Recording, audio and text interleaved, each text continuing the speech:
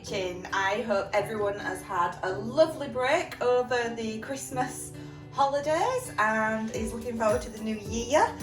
I don't know if you are in the same situation, but on Christmas Day you cook far too many things and then you don't know what to do and then you end up with leftovers. So I've got some leftover carrots and sprouts, some leftover roast potatoes, leftover broccoli, and what we're going to do with these today is we're going to make mini bubble and squeaks.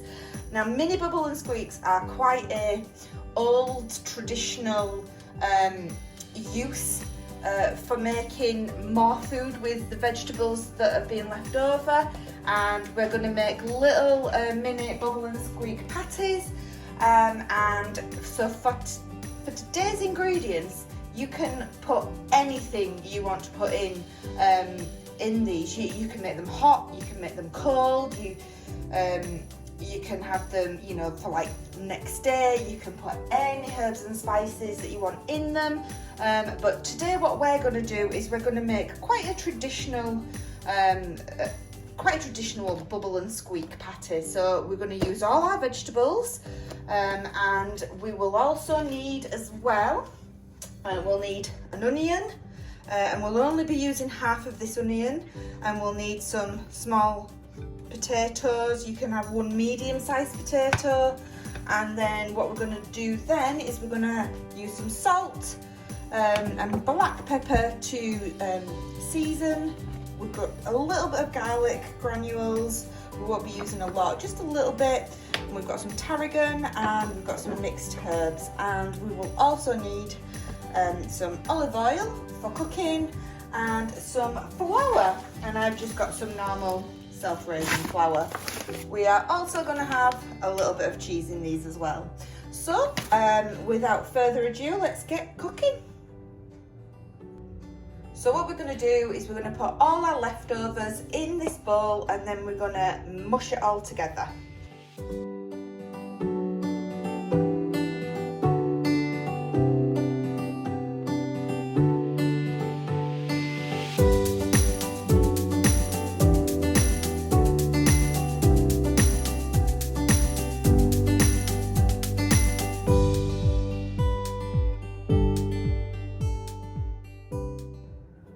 Okay, so we've mushed all this up now, so we've got this kind of consistency, and it's kind of like, it still has a little bit of defining chunks in it, but it's kind of a really compact consistency. It doesn't need to be blended, but just enough that the structures have broken down, and if you see any, it still needs to be broken down just with your spoon like this. So we need to set this now to one side. So what we're going to do now is we're going to peel our potatoes. I'm going to just peel two and leave this one because we've already got some roast potatoes in there. I'm going to peel them, and then what we're going to do is grate these.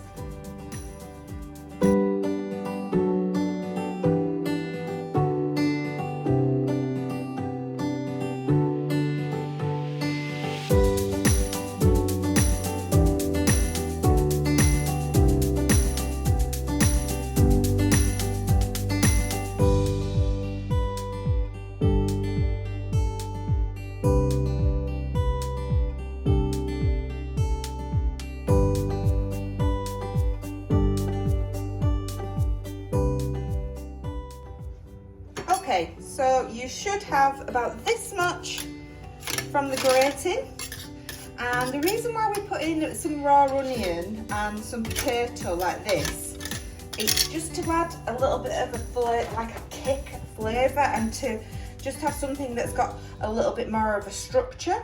So what we're going to do now is we're going to get our bowl, and we are going to mix all this good stuff in with our leftovers.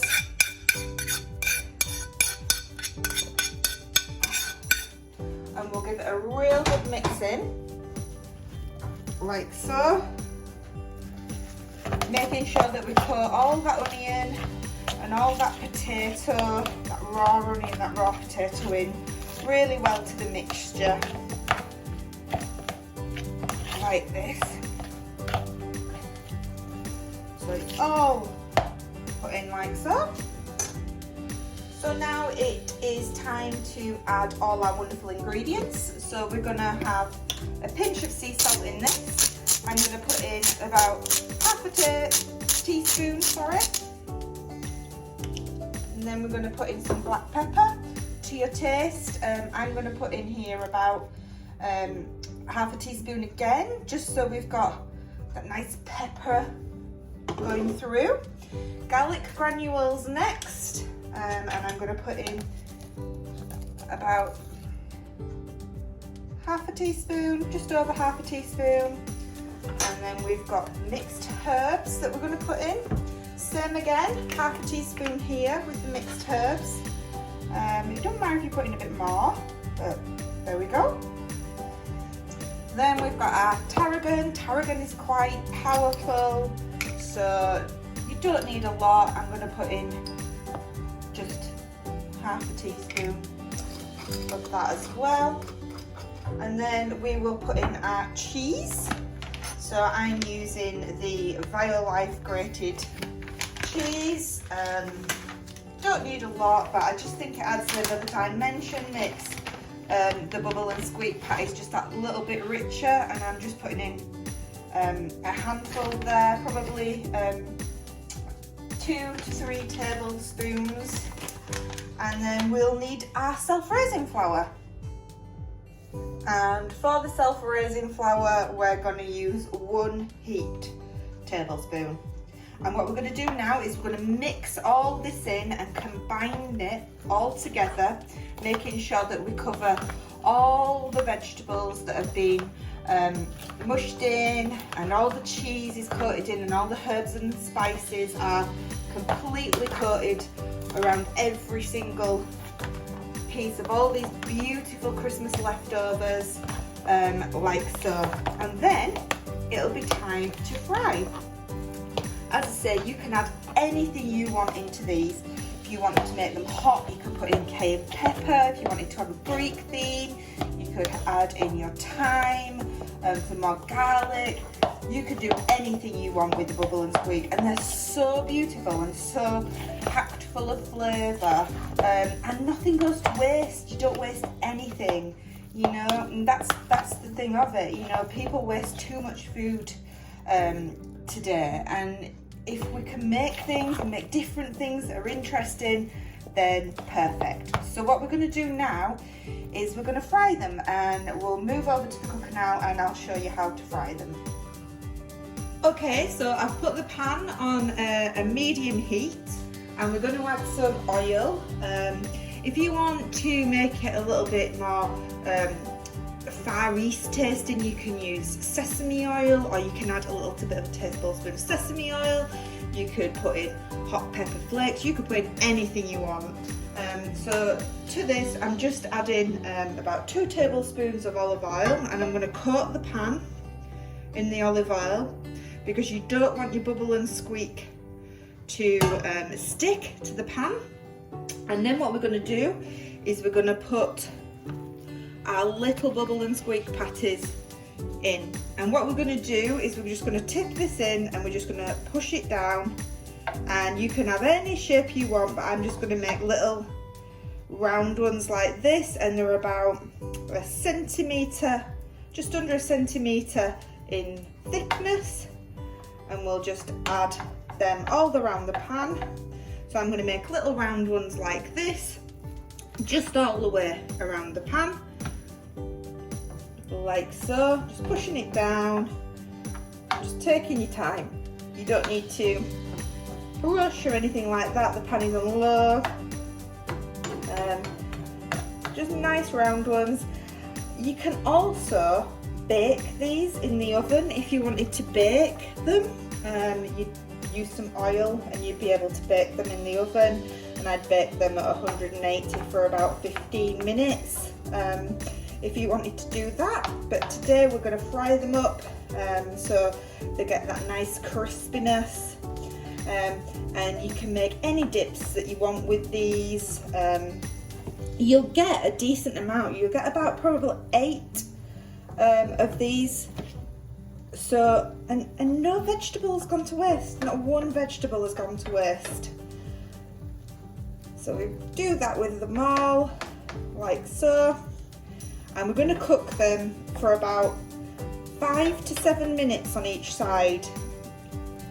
Okay, so these are the first batch in now, and I'll show you a close-up. So as you can see, not bubbling too excessively, packed full of all wonderful vegetables. I'm going to cook these medium heat, and what we'll do once they've crisped and hardened on the underneath, we'll then flip them over and cook them on the other side.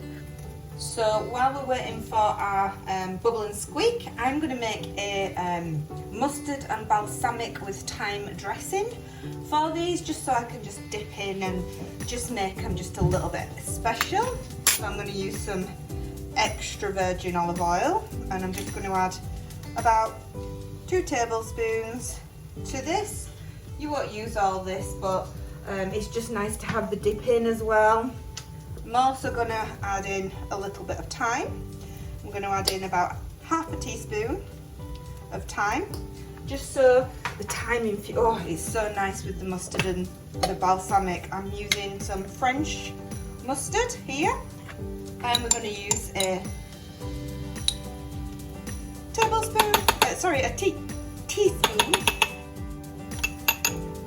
and then we're going to add in our balsamic vinegar, just a splash. We don't need a lot, literally a splash, half a teaspoon, and then we're going to add in our sugar, and the sugar just cuts through the acidity, and we're going to add in about this much, about 3/4 of a teaspoon, and we're going to give this a really good mix around, like so, making sure that the mustard and the oil is all combined and it's such a nice dip.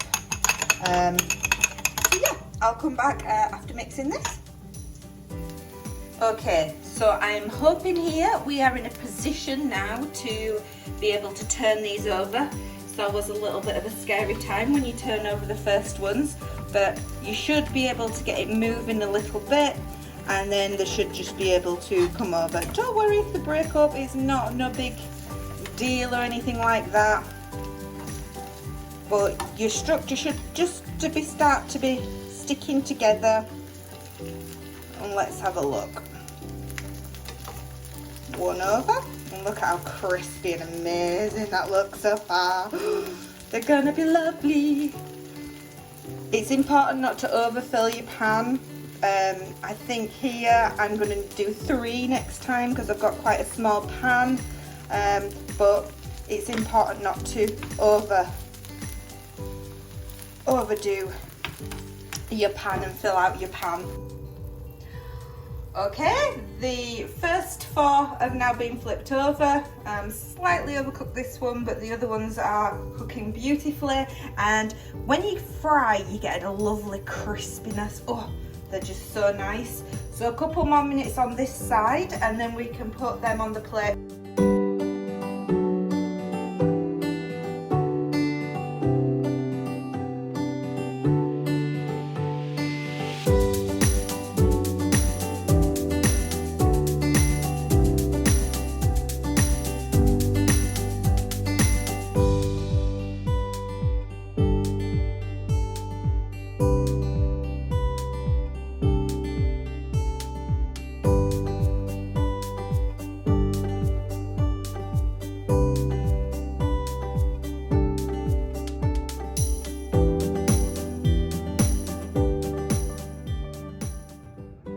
Okay, so guys, these are the Christmas leftover bubble and squeak patties with a thyme, extra virgin olive oil, balsamic vinegar and mustard dressing.